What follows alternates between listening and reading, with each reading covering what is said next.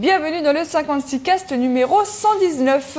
Alors après les requins, il y a 2 numéros. On va encore faire un épisode spécial animaux parce qu'à chaque fois c'est passionnant et on adore ça. Ça sera un spécial serpent aujourd'hui puisqu'on reçoit Françoise Sercollet. Bonjour. Bonjour. Vous êtes herpétologue au Muséum national d'histoire naturelle. Herpétologue, ça veut dire spécialiste des reptiles et les grenouilles et les crapauds, etc. Les amphibiens. Voilà, les amphibiens. Et là, on va faire un spécial serpent. C'est ça. Et Erwan Cario, bonjour. Hello. On va commencer par un petit chiffre du jour. Le chiffre du jour est le numéro 119. Et ben vous savez quoi, je vous embêterai plus jamais avec les éléments chimiques parce que c'est fini. En fait, le 118 était la dernière case du tableau. Hein. C'était la dernière fois l'oganesson. C'était un des tout derniers éléments qu'on a rajouté au tableau. Et il n'y a officiellement pas de numéro 119. On n'a encore jamais réussi à le synthétiser. Alors on a essayé. Oui. Ah oui. On a essayé. Les Américains ont essayé, les Russes ont essayé, les Allemands ont essayé. Alors, ils bombardent des éléments super lourds avec d'autres éléments super lourds en calculant d'avance que ça devrait faire perdre tant de... Enfin, ça devrait diviser l'atome en le noyau en ça, c'est dans des accélérateurs de particules. Tant de protons d'un côté, tant de protons de l'autre, ouais. Et puis, et du coup, ça devrait faire des déchets qui auraient tant de protons à la fin. Sauf que, pour l'instant, on n'y arrive pas. Si on y arrivait un jour, le numéro 119 s'appellerait le... Ununenium, en nom de code, c'est le latin pour 119. Voilà. Qu'est-ce qu'il trouve le nom d'un chercheur à qui attribuer ouais. Voilà, on commence par le faire, l'élément, et puis on parlera du nom du chercheur après. Non, par contre, il y a un autre truc marrant avec 119 et de très concret, c'est le projet 119. Le projet 119, c'est un projet chinois, gouvernemental, et on va parler de sport, puisque ça vient du nombre de médailles. 119, c'est le nombre de médailles d'or mises en jeu aux Jeux Olympiques de Sydney en 2000, en athlétisme, natation, aviron, voile et canoë-kayak. Et dans chacune... Bah oui, c'est le problème d'avoir que 5 doigts. C'est un souci.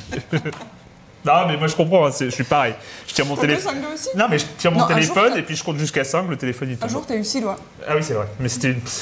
Tu raconteras cette histoire? Oui, je raconterai. Du coup, pas de problème avec les serpents, ils n'en ont pas. Ah bah voilà.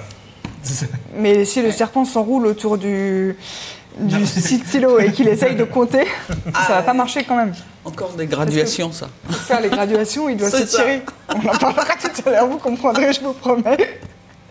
Et donc, la Chine n'avait remporté qu'une seule médaille en 2000 dans sa discipline. C'était trop la honte. Et donc, ils ont fait un programme avec d'énormes investissements, embauche d'entraîneurs étrangers, nouvelles infrastructures, et on met plein de fric là-dedans pour essayer d'avoir plus qu'une seule médaille d'or dans ces sports d'extérieur qui sont traditionnellement pas les sports où les Chinois sont forts, ou par contre, les Américains sont très forts, et les Chinois aimeraient bien doubler les Américains. Et donc, en 2008, ils ont fait à peine mieux, je crois qu'ils ont fait un peu mieux en aviron.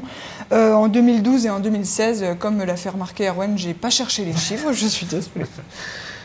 Vous mettez ça dans des commentaires sur Twitter, on relayera la semaine prochaine. Vous avez qu'à chercher, ça sera votre devoir, tiens. Allez, quartier libre.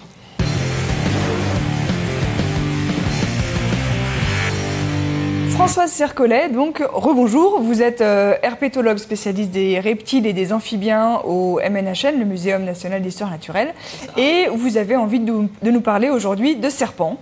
Parce qu'on dit des tas de choses sur les serpents et on dit notamment beaucoup de bêtises et vous savez les autres choses, c'est-à-dire la vérité sur les serpents.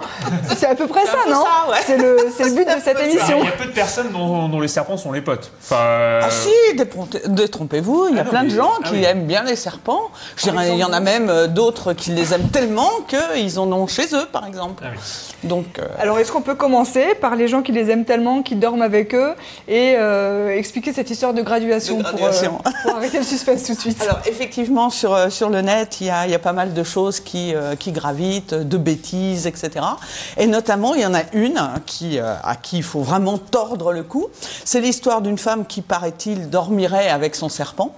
Et ce fameux serpent, en pleine nuit, devient raide, se positionne contre elle et ne mange plus depuis Mathusalem. Et du coup, elle est inquiète parce que son serpent, il mange plus. Alors, elle va voir le veto. Et là, le veto lui dit, après énoncer des faits, le veto lui dit, il n'y a pas de problème, c'est normal, il devient raide dans votre lit contre vous parce qu'il est en train de vous mesurer et il ne mange plus parce que il s'apprête à vous avaler. Donc, d'où la fameuse graduation donc, de tout à l'heure. Alors, bien évidemment, non, les serpents, ce ne sont pas des mangeurs d'hommes. Alors, je ne dis pas que ce n'est pas faisable de par leur anatomie, n'est-ce pas? Mais déjà, qu'est-ce qu'un serpent fait dans un lit? Voilà, ça n'a rien à faire dans un lit, parce que, pauvre bête, il y a des différences de température, etc. Et donc, pour lui, c'est franchement quelque chose de nocif. En plus de ça, notre peau, eh ben, elle est pleine de bactéries, etc., etc. Donc, c'est pas non plus très, très bon pour le serpent. C'est dangereux pour le serpent de toucher les humains? Ah ben, c'est pas très, très agréable. C'est pas fait pour, en tous les cas. Je dirais, un serpent, c'est fait pour être dans la nature, c'est fait, voilà, pour mener sa propre vie, et ça n'a rien à faire dans un lit d'humain. Voilà, c'est pas du tout sa place, c'est pas son biotope en tous les cas. Et donc du coup, bah, les serpents, ce sont quand même pas des mangeurs d'hommes. Donc voilà, on a une position debout, donc ça ne plaît pas aux serpents. Et puis généralement, les serpents, la plupart du temps, ce sont des trouillards. Donc la première chose qu'un serpent fait quand il rencontre un humain, c'est de se sauver, voilà, c'est de se casser. Et on sait d'où ça vient, cette multiplication comme ça, parce que c'est pas du tout la seule légende urbaine qui existe autour des serpents. Il y en a plein, des légendes urbaines autour des serpents. C'est quoi? C'est une peur ancestrale? C'est une méconnaissance? Alors, il faut quand même savoir que dans notre civilisation judéo-chrétienne, parce que c'est quand même notre civilisation, eh ben, qu'on le veuille ou non, on se balade avec un sac à dos d'inconscient collectif depuis plus de 2000 ans. Et n'oublions pas que le serpent, il a quand même poussé Ève à manger cette fameuse pomme, et que depuis ce temps-là, eh ben, on a quand même perdu le paradis originel à cause d'un serpent, d'accord? On a perdu l'immortalité à cause d'un serpent. Nous, les nanas, on accouche dans la douleur à cause d'un serpent. Comment voulez-vous que dans notre société, on apprécie donc ces animaux? Et alors que si vous allez dans d'autres endroits au monde, eh ben, ça peut être complètement l'inverse. Par exemple, je pense en Inde, ben, le serpent, il est vénéré. Pourquoi? Parce qu'un jour, Bouddha s'est endormi en plein soleil, en plein désert, en plein soleil, et donc il risquait l'insolation. Donc du coup, il y a le serpent cobra qui est arrivé, qui a vu ça, qui s'est approché de Bouddha, qui s'est redressé donc au-dessus de la tête de Bouddha, qui a donc écarté donc ses côtes pour former donc ce qu'on appelle son capuchon, pour lui faire un parasol finalement. Et quand Bouddha s'est réveillé et qu'il a vu que le serpent venait de lui sauver la vie, eh ben il a remercié donc le serpent en posant donc ses deux doigts donc derrière le capuchon donc du serpent, ce que nous on appelle le serpent à lunettes. Non, ce sont pas les lunettes, ce sont les doigts de Bouddha. Donc vous voyez, c'est voilà. Je dirais, en fonction de l'endroit où on va dans le monde, le serpent ne va pas avoir la même auréole que pour Bouddha notamment. Donc ce sont des animaux qui fascinent au même titre qu'ils apeurent, et du coup ça fait naître notre imagination fertile et débordante, n'est-ce pas? Et ben fait qu'on invente des tas d'histoires concernant ces animaux qui sortent de nulle part, voilà. Et des histoires qui continuent aujourd'hui, même si elles sont nées il y a quand même plusieurs dizaines d'années. Par exemple, cette rumeur qui dit qu'on lâche des vipères par hélicoptère en France, c'est né quoi, dans les années 70? Oui, c'est ça, dans les années 70. Et vous dites que ça continue encore aujourd'hui? Ah oui, oui, tous les ans, on entend parler de lâcher de vipères par hélicoptère. Vous pouvez pas faire une conférence ou rencontrer donc des gens sans que, à un moment donné, il y a quelqu'un qui connaisse donc cette histoire. Et c'est toujours le cousin, du grand-père, de l'archi-cousin, voilà, qui a vu ou qui a entendu, ou enfin bon, voilà, c'est jamais la personne directement qui vous dit j'ai vu un hélicoptère balancer donc des caisses de vipères pour repeupler certaines régions françaises. Pourquoi on balancerait des caisses de vipères? C'est ça, c'est complètement illogique, mais c'est justement la rumeur. La plupart du temps, les croyances, etc., je dirais c'est complètement faux. Alors, c'est vrai qu'il y a des explications qui pourraient donner lieu je dirais, à la naissance notamment de cette rumeur, notamment dans les Pyrénées par exemple. Il est utilisé, donc les hélicoptères sont utilisés au printemps, donc à la sortie d'hivernage des serpents, des vipères notamment. Et donc les hélicoptères sont utilisés pour aller faire ce qu'on appelle de l'alvinage, c'est-à-dire mettre donc des bébés poissons donc dans les lacs d'altitude, notamment des truites par exemple. Et les bébés poissons, donc les alevins, sont transportés dans des boîtes qu'on appelle vibères. Oh, c'est lointain ça quand même. C'est pas mal. Hein. Ah oui. Alors après, vous avez une autre explication également. Il y a eu des manœuvres militaires qui utilisaient donc l'hélicoptère donc pour ravitailler les troupes. Voilà, je sais pas trop comment ça se passe, mais c'est comme ça. Et les manœuvres s'appelaient vipères. Vipère. Voilà. Et la vraie, on pense que la vraie rumeur naît notamment de toute une campagne anti-rabique où l'hélicoptère, encore une fois, était utilisé. Et il balançait notamment des vaccins, d'accord, dans des appâts pour lutter contre la rage. Et donc ces appâts étaient destinés aux renards. Et c'était balancé aussi par hélicoptère. Donc voilà, tout ça fait que, en plus, ça se faisait toujours à la sortie donc d'hivernage donc des vipères, où là, on peut effectivement voir pas mal de serpents. Enfin, disons que les serpents sont beaucoup plus visibles donc au printemps. Pourquoi ? Parce que les mâles se baladent pour trouver les femelles. Je dirais, il va y avoir des rassemblements qui d'ailleurs a donné ce qu'on appelle le nœud de vipère. Je ne sais pas si vous avez déjà entendu parler des boules de vipère, des nœuds de vipère, etc. Donc ça, c'est vrai. C'est une femelle avec plein de mâles autour d'elle. Qu'est-ce qui se passe dans le nœud ? Voilà, c'est pour la reproduction. Pour la reproduction. Donc il y a donc vous avez des mâles qui vont se bagarrer notamment pour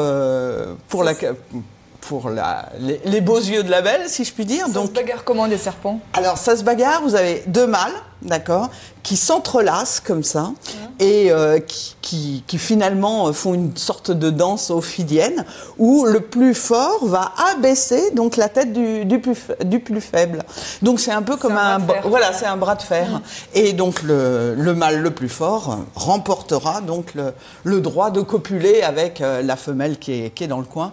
Mais je pense que si le mâle qui a perdu, il attend un peu, il n'y a pas de problème. Il pourra aussi aller voir. Voilà, c'est ça.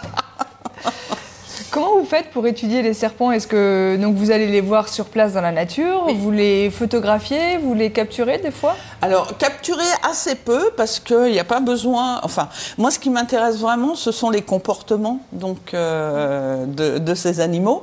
Et bon, si vous capturez la bête, eh ben, du coup, le comportement, il tombe à l'eau, quoi. Donc, il n'y a pas forcément besoin de capturer donc, les animaux pour les photographier. De plus que ce sont quand même des espèces qui sont protégées. Donc en France, tous les reptiles et les amphibiens sont protégés. Vous n'avez pas le droit de les tuer. Ouais. Vous n'avez pas le droit de les tuer, vous n'avez pas le droit de les déplacer, vous n'avez pas le droit de les mutiler, vous n'avez pas le droit de ramasser les œufs, vous n'avez même pas le droit de les ramasser morts. C'est pour vous dire que vraiment ce sont des espèces franchement protégées. À part au niveau des vipères, que ce soit la vipère aspic ou la vipère péliade, je dirais... Là, vous pouvez tuer une vipère à partir du moment où elle est vraiment chez vous, elle est rentrée chez vous, et c'est considéré comme vraiment un danger.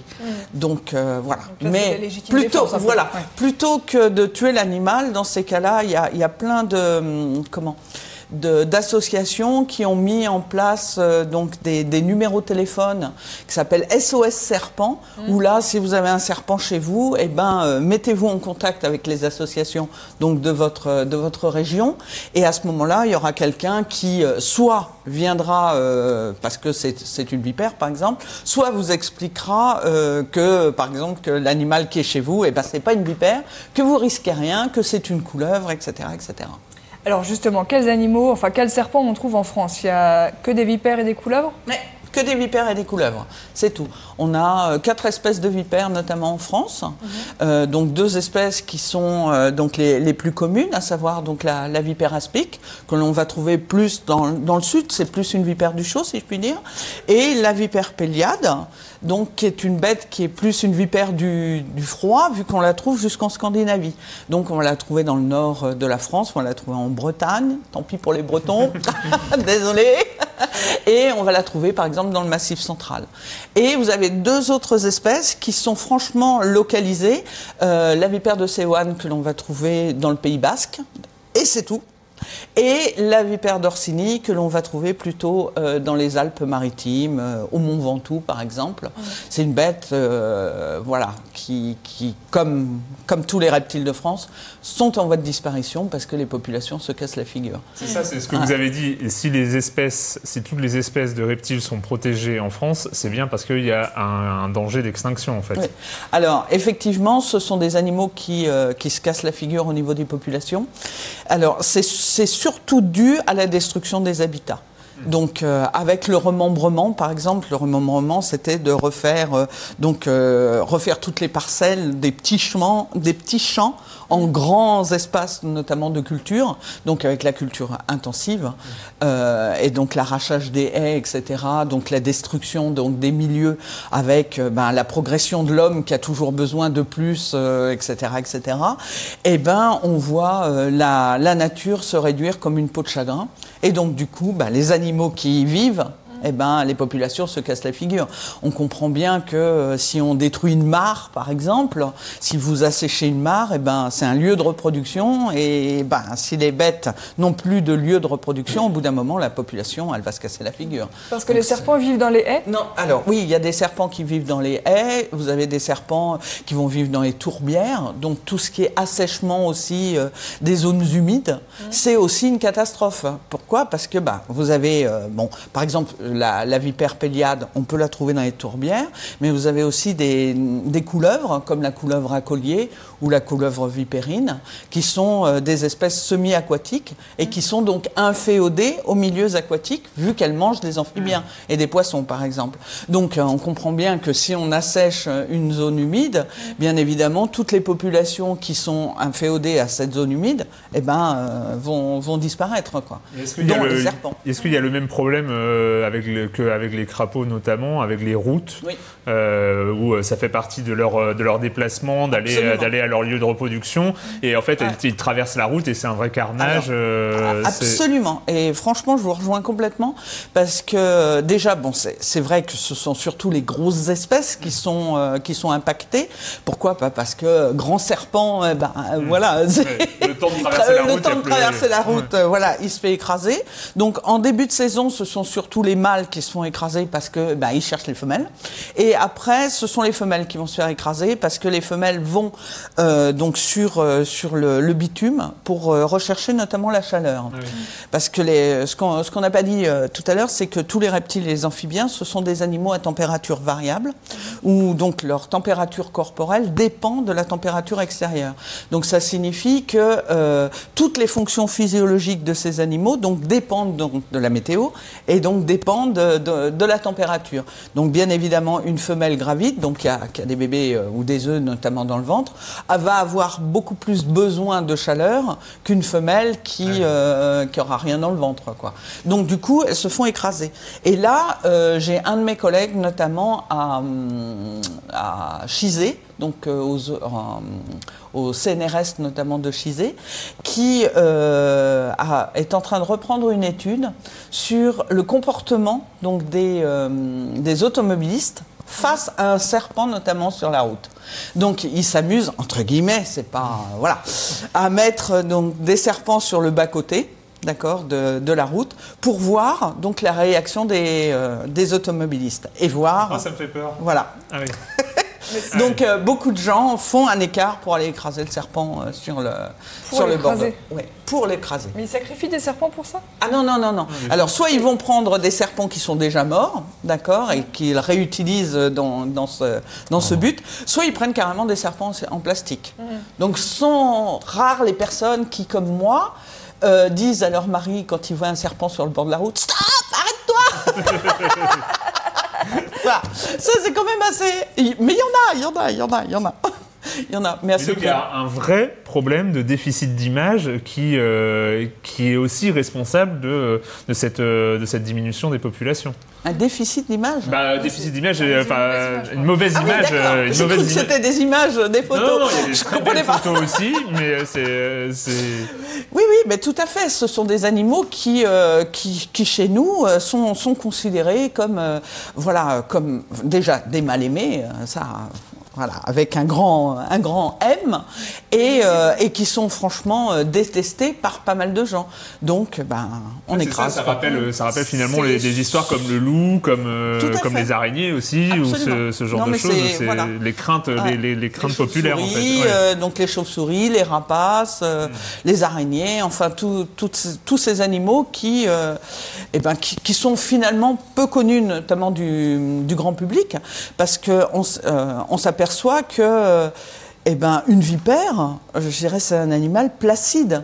C'est vraiment pas un animal qui va vous courir après pour essayer de vous mordre, qui va imaginer des tas de trucs pour essayer de rentrer chez vous, pour vous envenimer.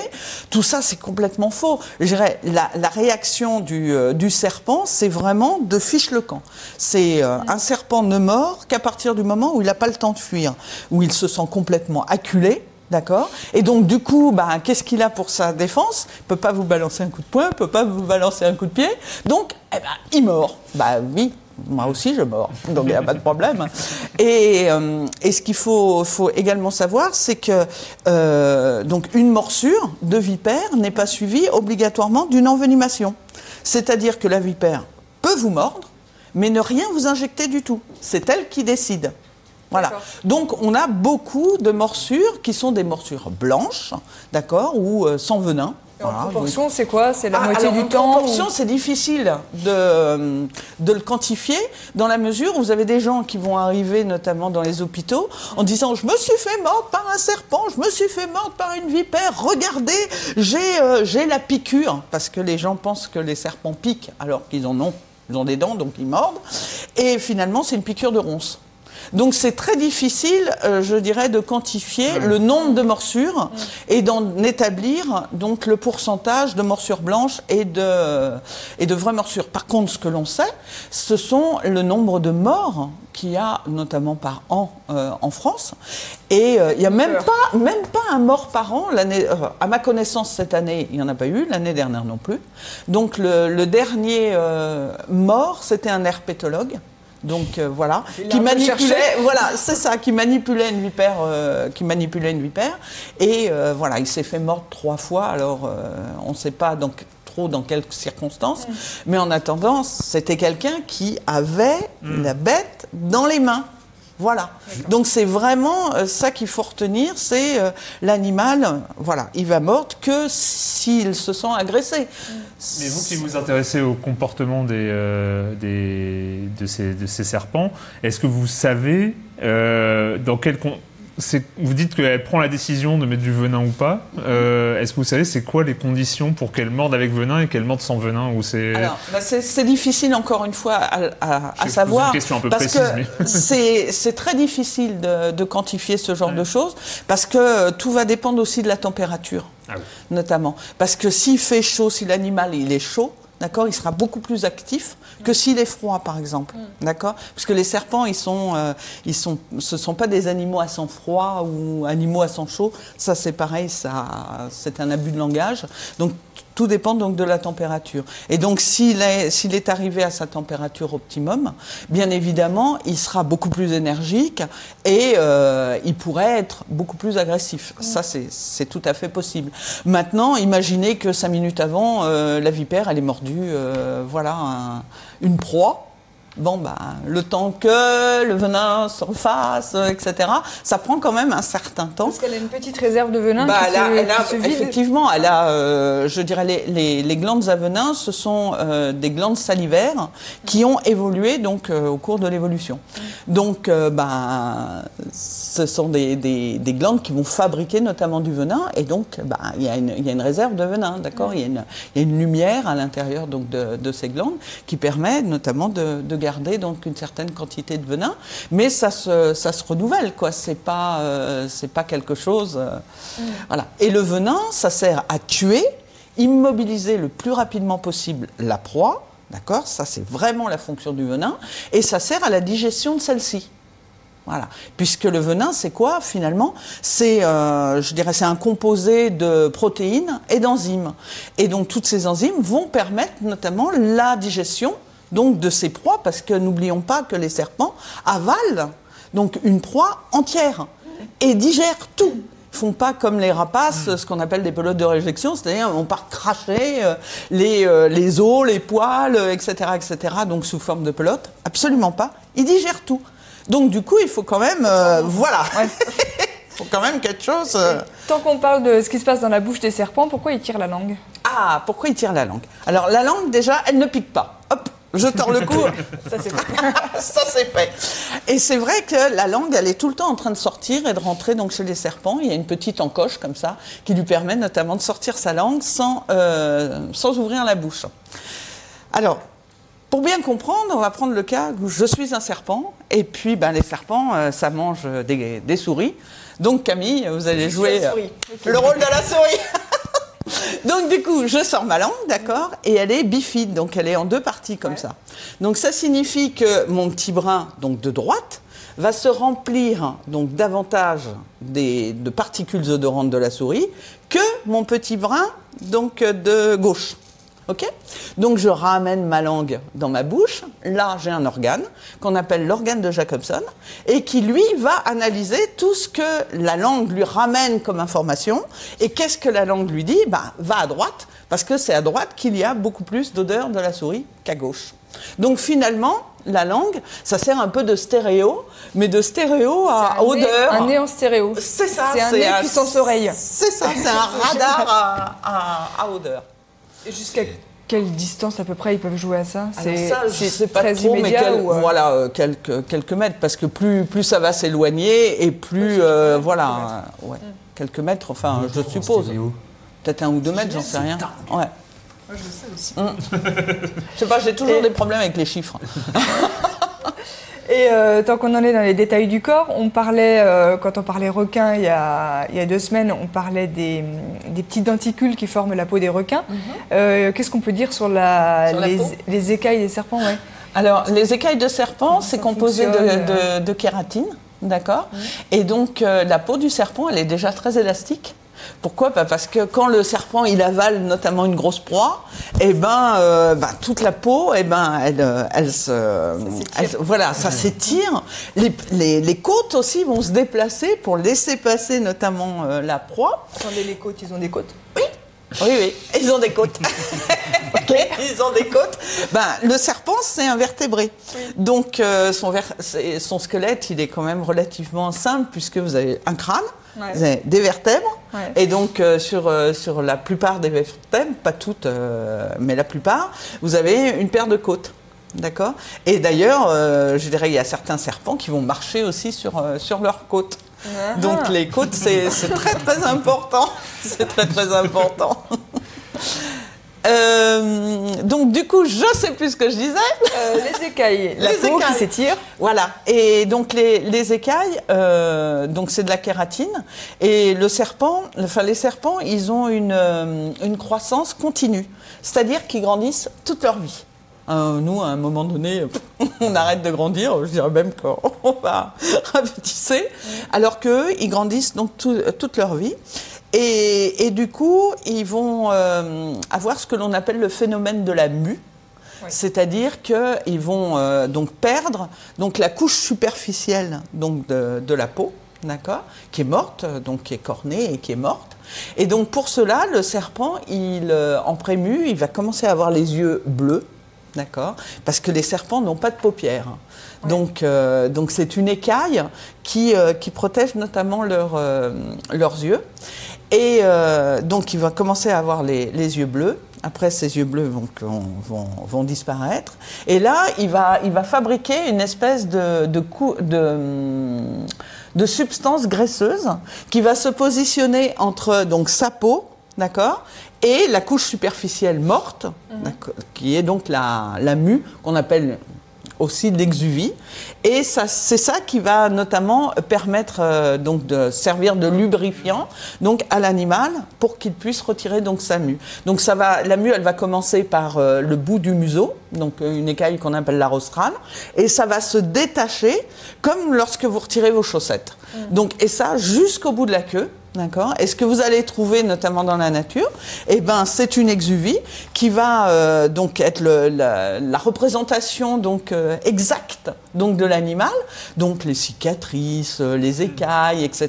Donc à partir d'une mue, eh ben, on peut être en mesure d'identifier notamment l'espèce. Ok. Et cette mue, elle est liée à la fois à la croissance, mais elle est également liée à la reproduction. Par exemple, un mâle, juste pour vous donner un exemple, un mâle qui va sortir donc d'hivernage, la première chose qu'il va faire, si je puis dire, c'est de faire une mue. D'accord ? Et finalement, la mue, à la fin de cette mue, correspondra donc la fin de la spermiogenèse, c'est-à-dire la fabrication donc, des spermatozoïdes. Et là, il pourra aller se reproduire. Voilà, donc il sera en plus tout beau. Est-ce que c'est une bonne idée d'avoir des serpents comme animal de compagnie ?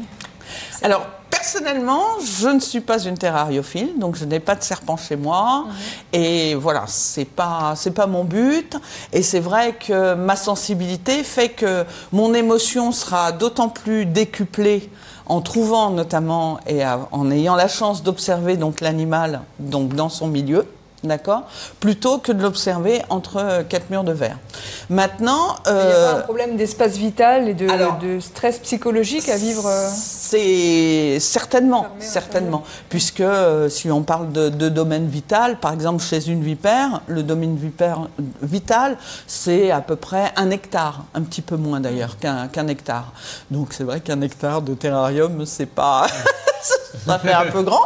Maintenant, tout dépend du pourquoi on a des animaux chez soi. Si c'est pour satisfaire son propre égoïsme, sans connaître les besoins de cet animal, etc., et risquer de le faire crever quelque temps après, c'est ce que moi je vais appeler donc, notamment de la terrariophilie de masse.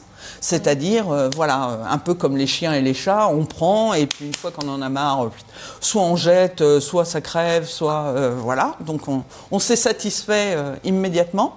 Soit on va plutôt, moi je vais plutôt parler notamment de terrariophiles, donc herpétologues, donc des gens qui soit vont jouer la carte de la conservation. Ça, c'est, voilà, par exemple, dans les parcs zoologiques, etc. Soit vont jouer aussi la carte de la recherche, puisqu'il y a des gens quand même qui ont des serpents chez eux et qui sont des amateurs hautement éclairés, d'accord ? Et ces gens-là ont des connaissances sur ces animaux en captivité, voilà, respect. Soit ce sont des herpétologues tout bêtes comme moi. C'est-à-dire qu'ils n'ont pas de serpent, notamment chez eux. Maintenant, c'est vrai que le serpent, c'est pas un chien, c'est pas un chat, donc il va pas venir sur vos genoux pour vous faire un gros câlin, etc. Donc ça, je dirais. Les serpents qui s'enroulent autour des gens. Non, oui, voilà, pour penser à les manger par la suite, comme la petite nana de tout à l'heure avec son histoire. Donc non, ce sont pas des animaux. Je dirais, qui ont une approche voilà, anthropomorphique, où on va les caresser, etc. Voilà. Vous avez sorti l'année dernière Dans la peau des serpents de France, donc un recueil de photos. C'est vos photos ? Oui. C'est vos photos et vos textes. Donc on voit là que vous passez beaucoup de temps dans la nature à chercher les serpents. C'est aussi des photos où on se rend compte quand même que ce sont des animaux superbes. Il y a une sorte de perfection des formes qui est assez incroyable, même dans la nature, dans la nature animale. Oui, enfin, au point que certains en font des chaussures et des vêtements. Hein. Oui, donc, bien sûr. Mais et juste, on se pose aussi la question, c'est peut-être dans le livre d'ailleurs, mais... Comment est-ce qu'on en vient à dépasser cette crainte ancestrale des serpents et comment ça devient un sujet de recherche ? Comment ça devient une passion aussi, les serpents ? J'avoue que j'en sais trop rien parce que j'ai cette passion-là depuis que je suis toute petite. Je suis tombée dedans, je devais avoir 6-7 ans, notamment en découvrant les grenouilles. dans le Pas-de-Calais. Donc voilà, donc ma naissance au niveau des grenouilles, elle est née donc dans les Hauts-de-France, maintenant ça s'appelle comme ça. Et puis j'ai découvert aussi donc les reptiles du côté d'Avignon, où ma grand-mère habitait voilà, dans ce coin-là. Et c'est vrai que la première fois que j'ai rencontré un serpent, c'était dans le sud de la France, c'était une couleuvre vipérine qu'on appelle malheureusement la spique d'eau et qui est tuée parce qu'elle ressemble à une vipère, parce qu'elle a des zigzags sur le dos, mais c'est une espèce complètement inoffensive.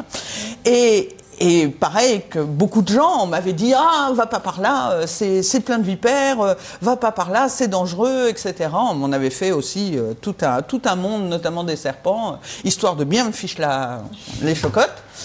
Et ça avait effectivement marché parce que la première fois que j'ai vu un serpent, j'avais la trouille, voilà, parce que je l'avais, la trouille. Mais je suis restée fascinée, quoi. Oh, j'ai trouvé ça tellement beau, mais d'une noblesse. Elle nageait notamment dans un petit truc de flotte là, et elle nageait et j'ai trouvé ça tellement beau. Je me suis pas approchée, hein, enfin. Voilà, j'avais quand même la trouille au ventre à cause de mon enseignement, enfin de mon éducation tout simplement. Mais je suis tellement restée fascinée que et du coup, ça a été, voilà, ça a été c'était parti. Ouais, c'était parti. Et puis maintenant, voilà, c'est la beauté du cœur.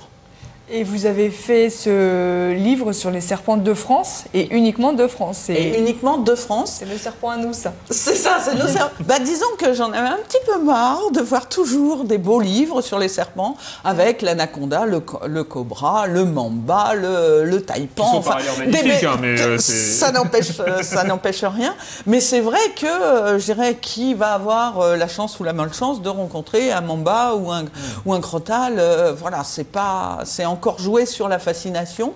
Et puis finalement, je dirais, un beau livre sur les serpents de France, il n'y avait pas, quoi, avec la mise en valeur notamment des animaux par le biais de la photo, qui est un super pédago.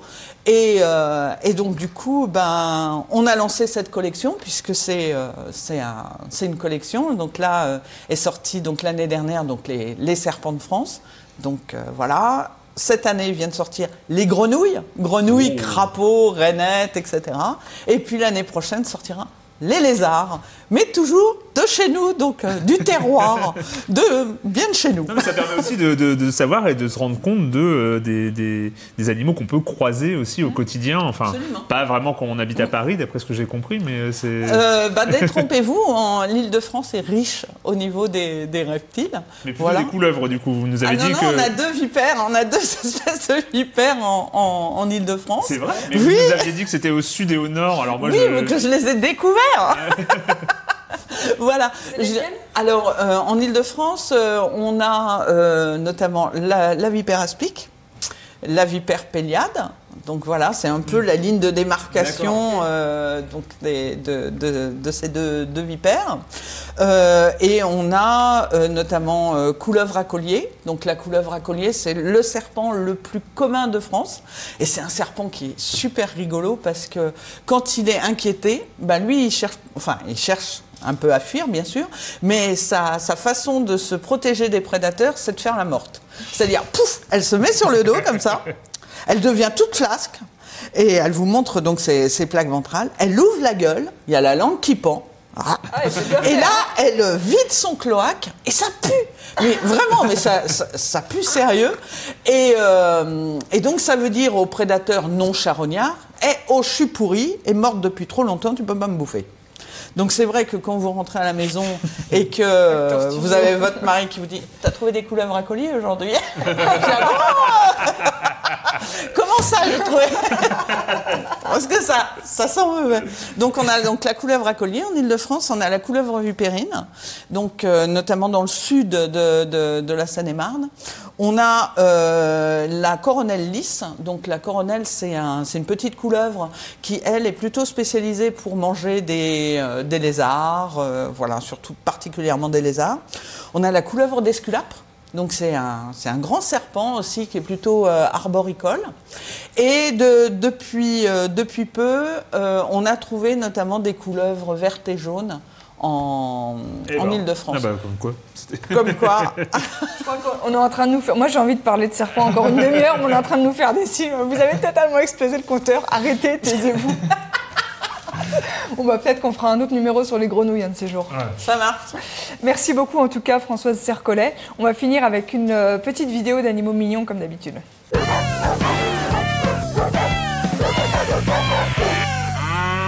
C'est vrai que vous nous aviez prévenu que vous pouviez parler sans interruption sur le serpent. J'étais... Voilà. Il faut vous arrêter. C'est un bébé guépard qui est né au zoo de San Diego. C'est un bébé guépard de ce mois-ci, de novembre 2017. Voilà, bonjour. Elle a 6 semaines, c'est une femelle. Et puis, c'était quoi l'histoire? C'était que elle était trop petite par rapport à ses frères et sœurs et donc elle ne pouvait pas faire la compétition avec eux pour avoir accès aux mamelles. Et donc, elle a été séparée des autres et nourrie au biberon. C'est pour ça qu'elle est dans une chambre d'humains ridicule avec des peluches et des jouets pour chiens. C'est vrai que c'est très anthropomorphique. Ah, mais carrément. Totalement. Voilà, voilà. À la semaine prochaine. Au revoir. Au revoir. Au revoir.